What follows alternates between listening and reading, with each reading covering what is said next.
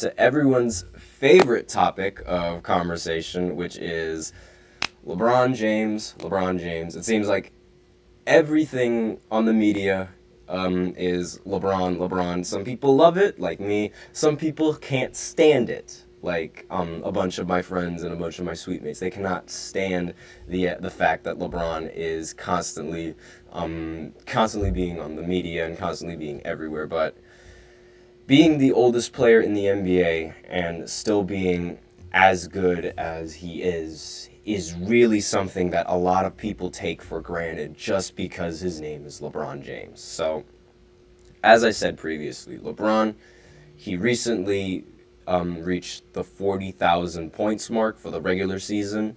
He is the only player in NBA history to ever get to ever reach that point, 40,000 points. Now, being the only player in the NBA to ever do that is absolutely insane, especially when you take into consideration how a lot of people don't really consider LeBron a scorer. Like, it's crazy to think about how scoring might not even be the best aspect of LeBron's game. A lot of people point at LeBron's IQ or his passing as being a key aspect to his game and the best aspect of his game.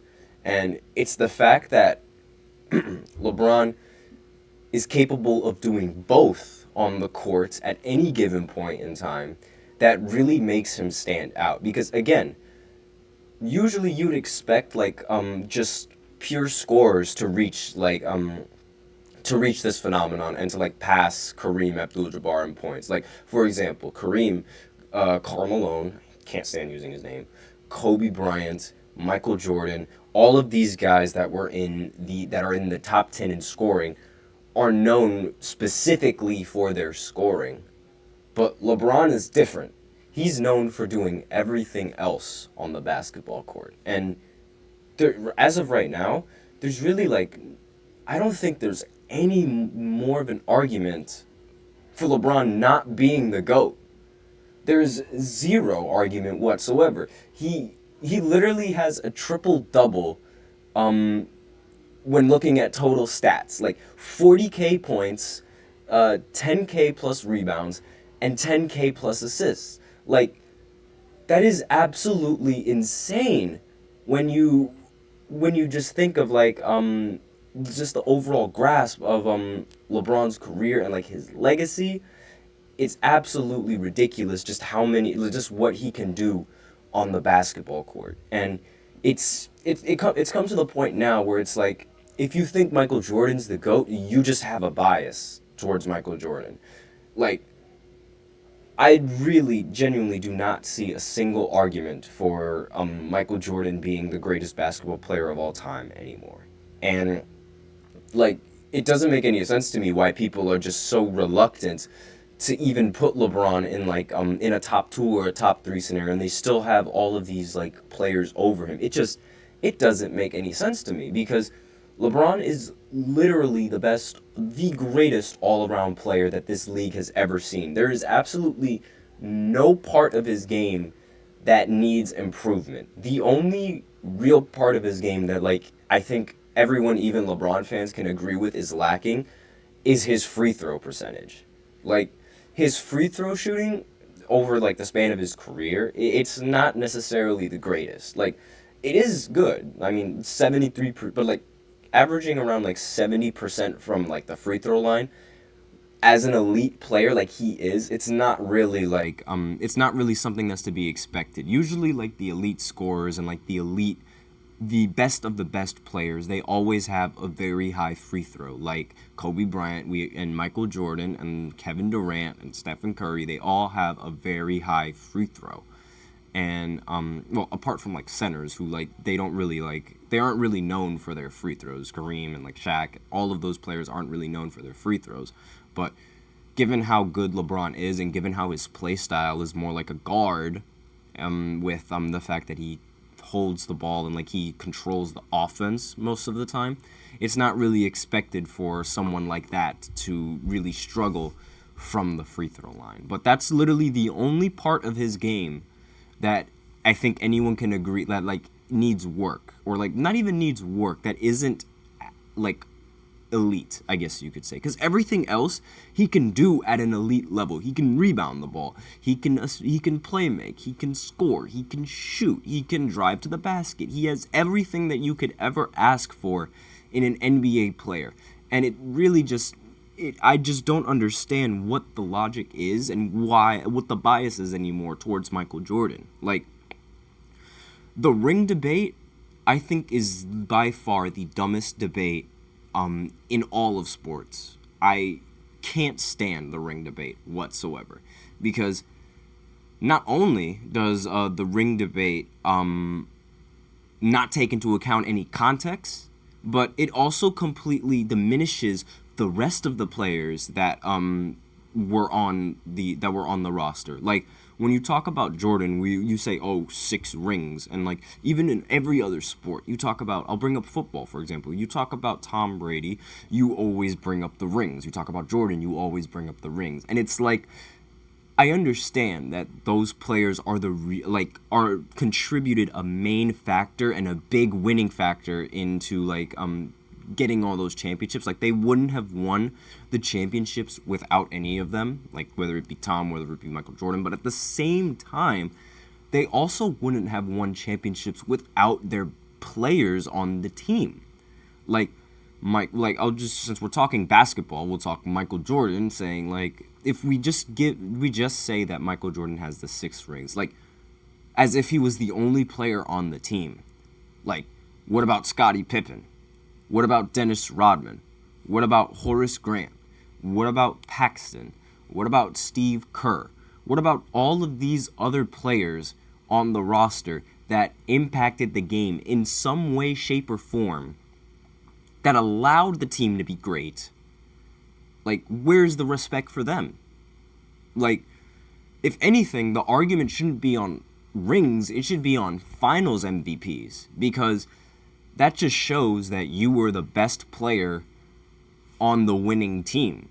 And like, you were the reason, like, being the best player on the winning team means that you were a very important and contributing factor to winning that championship. And I feel like using the finals MVP argument as well also just doesn't take into account context. And when you're talking about sports, context is absolutely everything. I mentioned football previously. Like, you want to talk about Tom's 7 rings.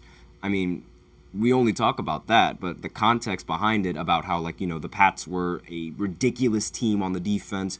They were a great team offensively, and they had all of these other pieces that also contributed into winning Super Bowls. Same thing with basketball. As I mentioned previously, like, all these other players that have contributing factors that impact the game in some way, shape, or form, they get completely left in the dust when bringing up the ring debate.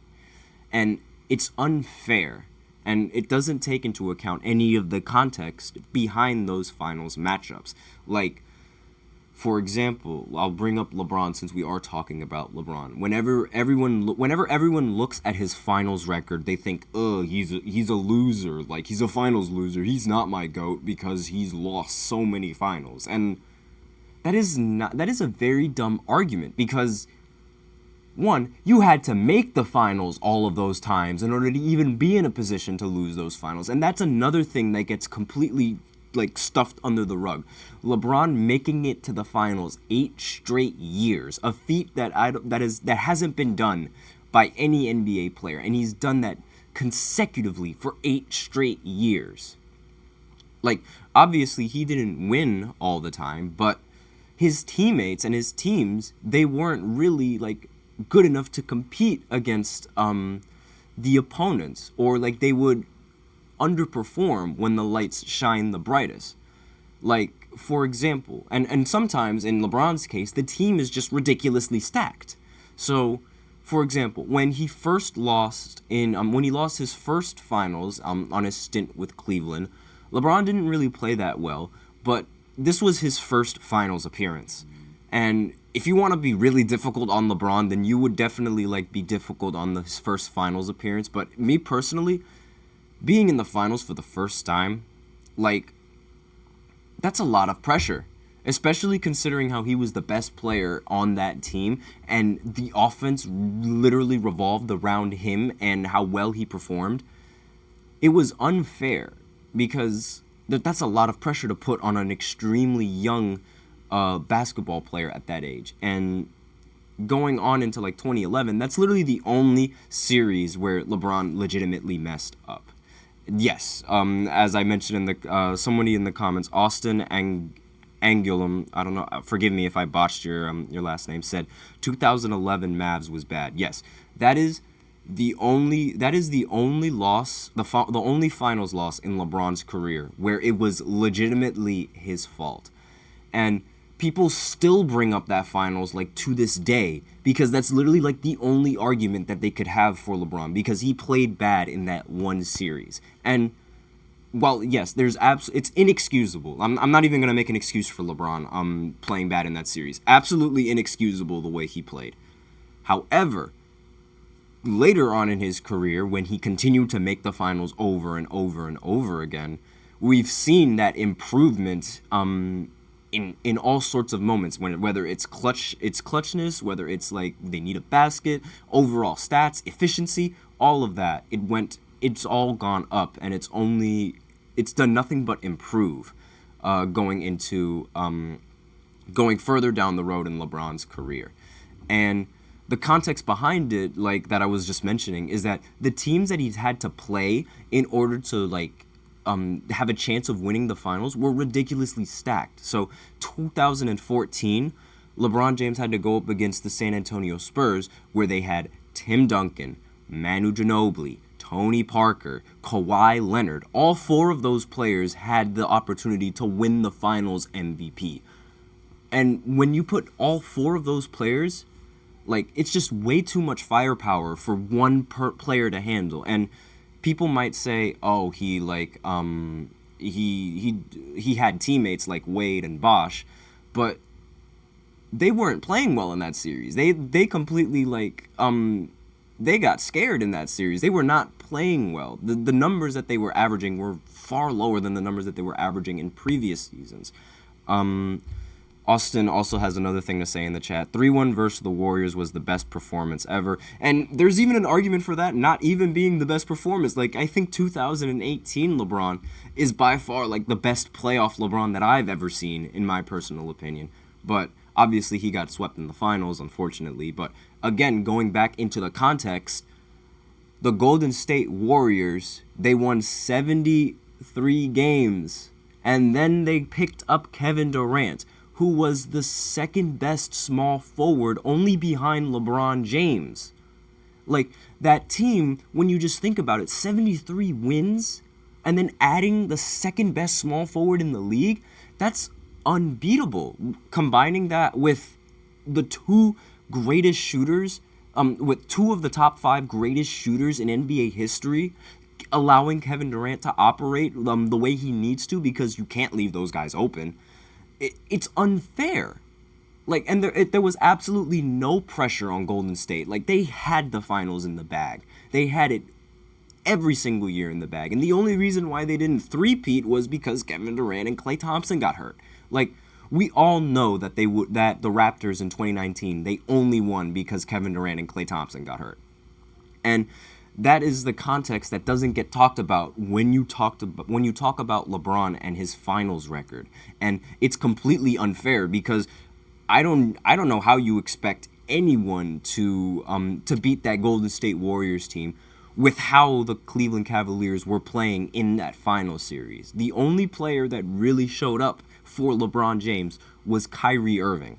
And I'm sorry, but while Kyrie Irving is a phenomenal basketball player, just LeBron and Kyrie Irving aren't enough to outscore Steph Curry, Klay Thompson, and Kevin Durant. That's just not enough. Not to mention Andre Iguodala coming off of the bench, who was a Finals MVP in 2015. Or Sean Livingston, who I've never seen him miss a single mid-range when he was on Golden State.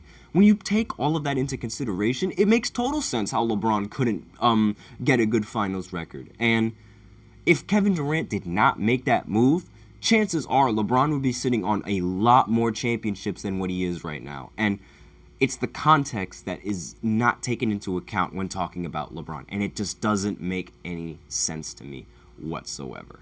But with that, we are out of time for the first segment, so now we are going to go into the second segment, where I talk about the Boston Celtics getting their revenge on Golden State by blowing them out. And blowing them out, saying that they got blown out is honestly very generous. And I can't say what I want to say live on stream because it's against the rules and regulations, but they really did them dirty this game. So stay tuned for that after this short break. I feel like I'm losing my mind.